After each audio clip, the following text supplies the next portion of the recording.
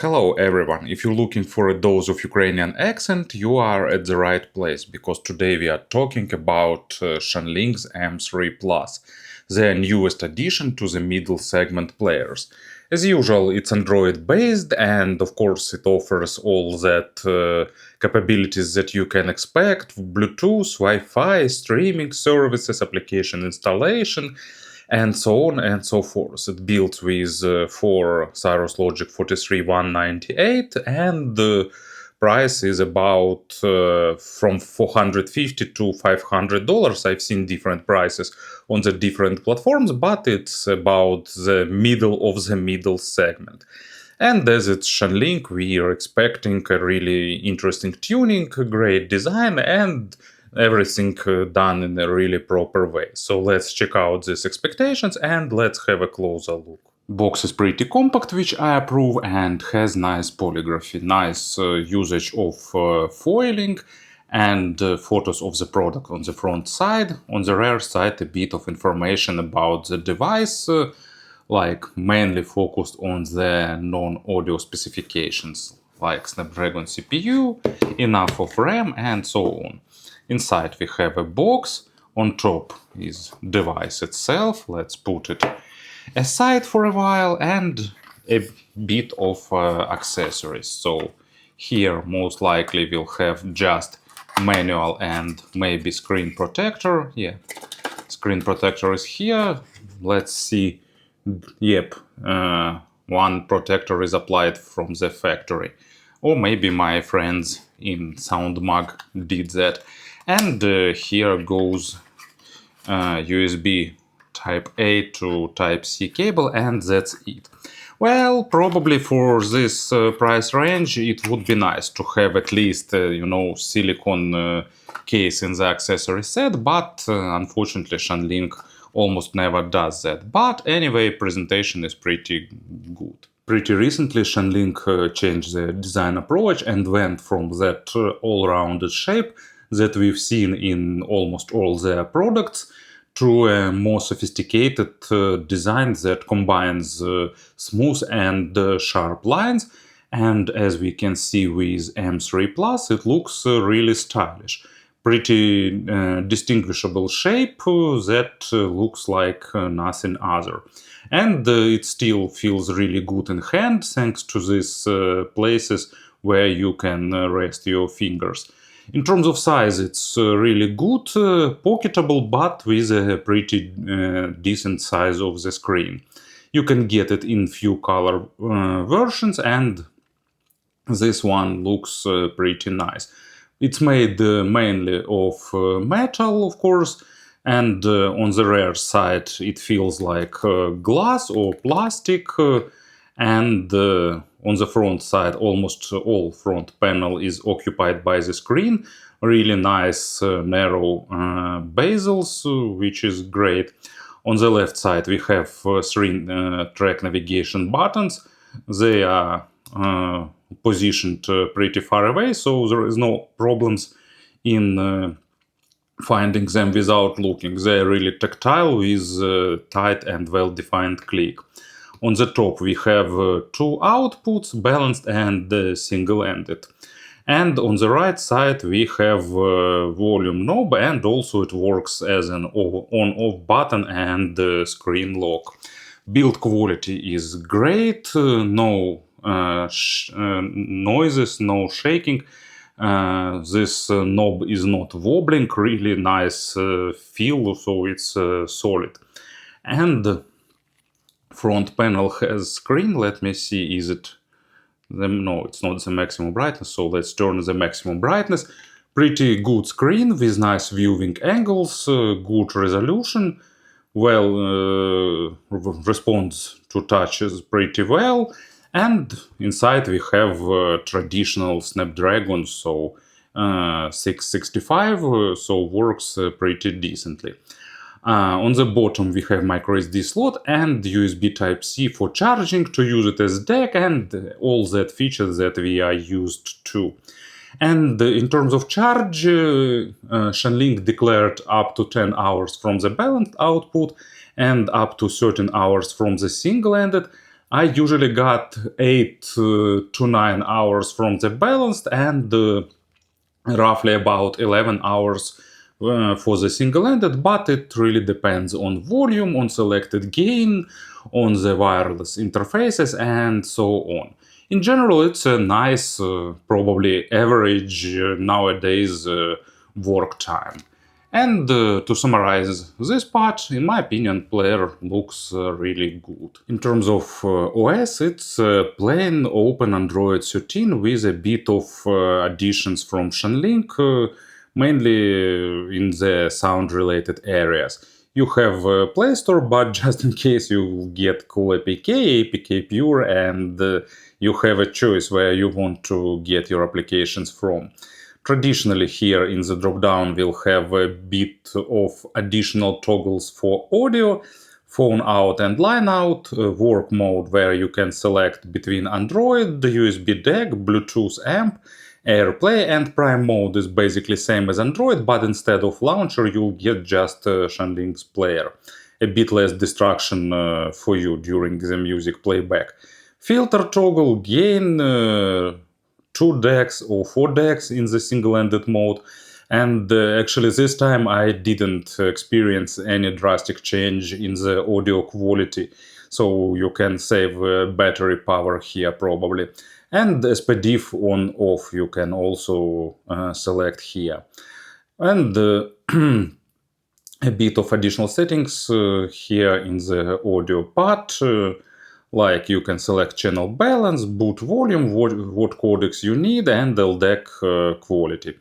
Main part, of course, is Shanling's player. I won't be doing deep dive here. It's just a modern, nice player with all features that we are used to see. So here is now playing screen, album cover, and track information, lyrics. So everything is traditional here. With one exception, they put DLNA button on the now playing screen. And also you can get this VU meter and equalizer display. And also here is library update and the traditionally organized media library that we are used to. Also, you can transfer files via Wi-Fi, get access to network storages, and the Sync Link will allow you to control this device remotely or control some other device that supports Sync Link. And a bit of settings, basically just necessary ones. So not super rich in terms of settings, but in general pretty nice both player and firmware.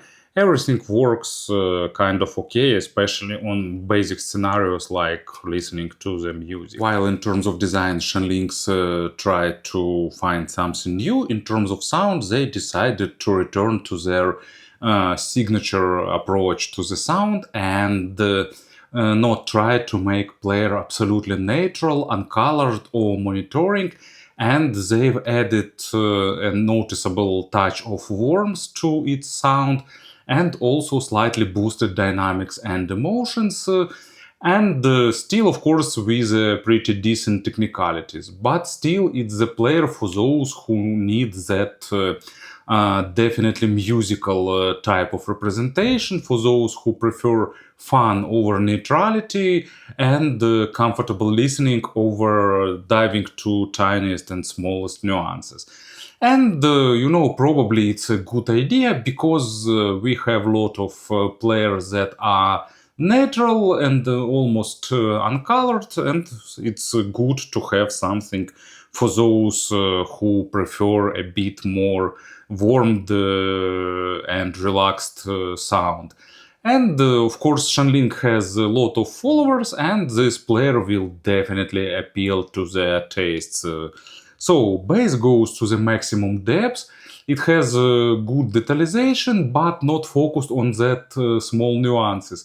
It has a bit of additional weight that combined with really good texture rendering gives you that sense of realness, that sense of palpable bass that you can enjoy listening to.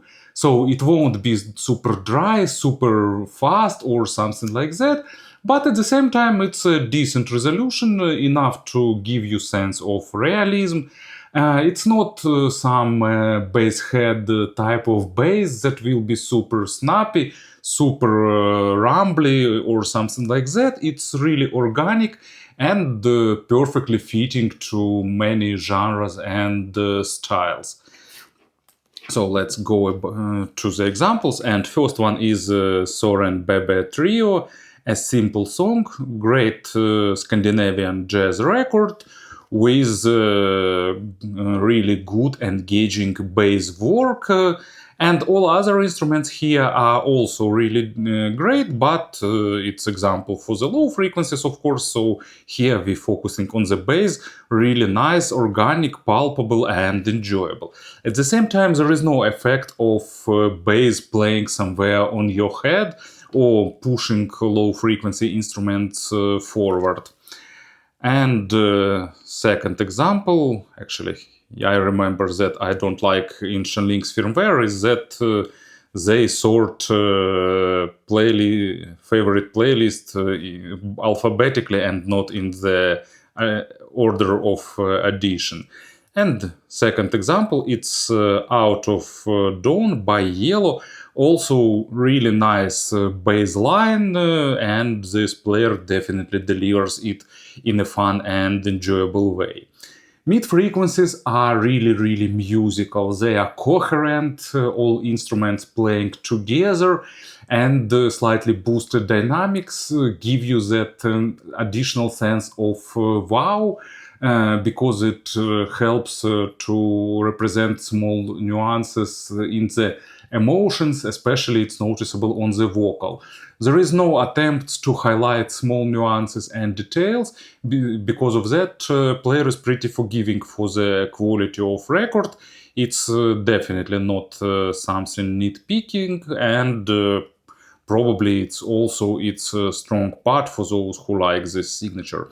Despite of having a bit of additional warmth, it builds a pretty nice imaginary stage. Not super huge, but definitely accurate and properly rendered. Width is above average, depth is slightly smaller than width, but still pretty nice. And first example, it's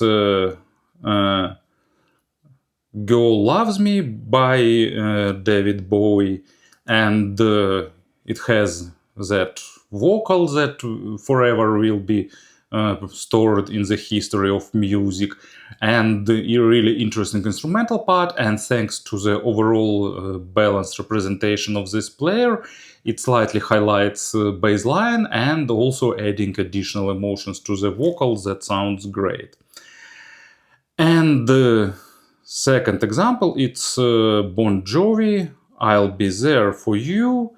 Nice, emotional. Probably I'd like a bit of additional aggression on the guitars, but except of that, really good representation, especially thanks to the emotional rendering of vocals. Treble has really nice extension. Layering is slightly better than basic. And both basic and advanced overtones are represented nicely, but at the same time, treble is not forward.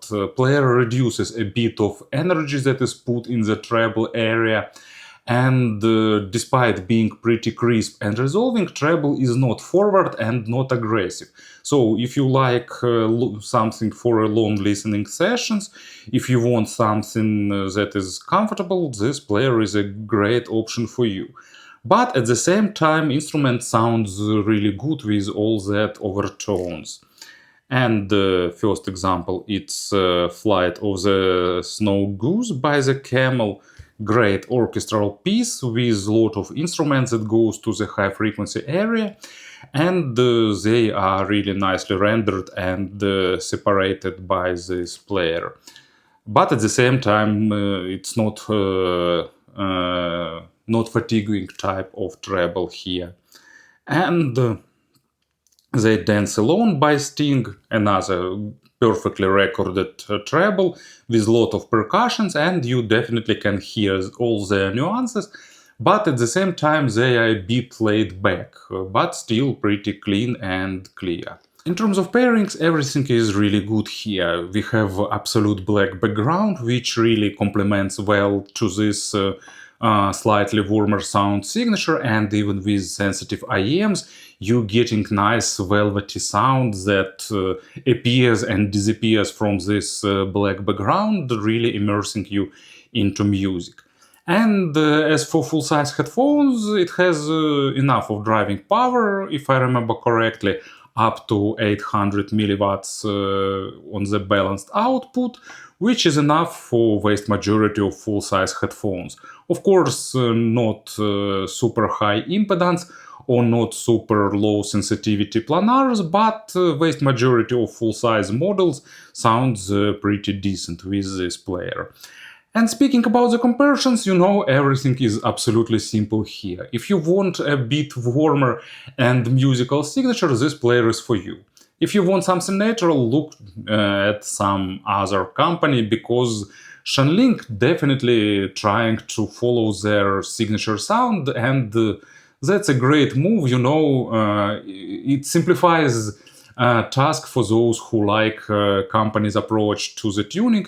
If you like it, you just getting the new player, and you getting what you can expect. So compared to M3 Ultra, M3X, you getting a newer chipset, you getting more fresh Android version, you getting more balanced sound signature. It still has that signature warmth, but doing it on the new better level with improved staging and slightly better technicalities, especially in the treble area. And if you don't want warmer sound signature, you're just getting some other player. So in this term, M3 Plus is a great player because it delivers exactly what company fans expect and does it greatly. So thank you for listening, thank you for your attention, and have a great day.